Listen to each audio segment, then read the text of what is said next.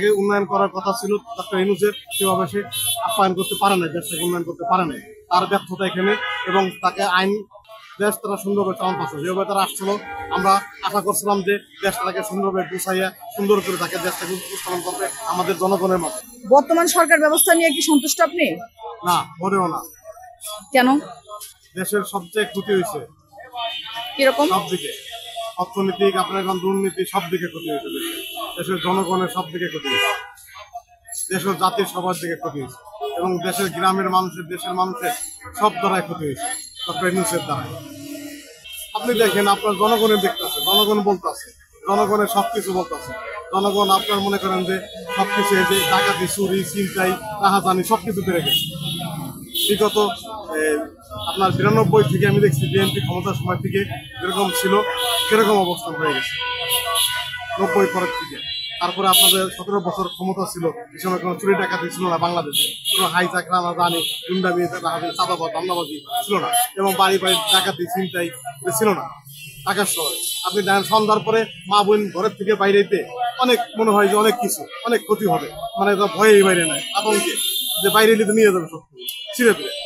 মা বোনের যেভাবে নির্যাতন হইতেছে ঘরে ঘরে, যেভাবে মা বোনকে আপনার নির্যাতন করতেছে, মনে করেন একটা ঘরে সে মা বোনকে, ছোট ছোট বাচ্চাগুলির মধ্যে বিয়ে পাচ্ছে নির্যাতনের ব্যাপার। আমাদের মা বোনরা সন্ধ্যার পরে ঘর থেকে বেরোবে, সেই নিরাপত্তা নাই বাংলাদেশে। সন্ধ্যার পরে বাংলাদেশের বাইরে তারা মার্কেটিং আসবে, মার্কেটিং করবে, সে নিরাপত্তা বাংলাদেশে নাই এখন। দেশ তারা সুন্দরভাবে চালান পাচ্ছে। যেভাবে তারা আসছিল, আমরা আশা করছিলাম যে দেশটাকে সুন্দরভাবে গুছাইয়া সুন্দর করে তাকে দেশটাকে উপস্থাপন করবে আমাদের জনগণের মতো। কিন্তু ওইভাবে দেশটাকে, যেভাবে দেশটাকে উন্নয়ন করার কথা ছিল ডক্টর ইউনূসের, সেভাবে সে আপ্যায়ন করতে পারে না, দেশটাকে উন্নয়ন করতে পারে না। তার ব্যর্থতা এখানে, এবং তাকে আইন স্বরাষ্ট্র মন্ত্রণালয়ের দায়িত্ব, স্বরাষ্ট্র মন্ত্রণালয়ের দায়িত্ব যেভাবে পালন করছে পালন হয় না। আপনার যেভাবে স্বরাষ্ট্র ছিল, আপনার স্বরাষ্ট্র মন্ত্রণালয়, তারা কঠিনভাবে দমন করা দরকার ছিল, এবং কঠিনভাবে সবকিছু টেকেল দেওয়া দরকার ছিল। কথা বলছেন,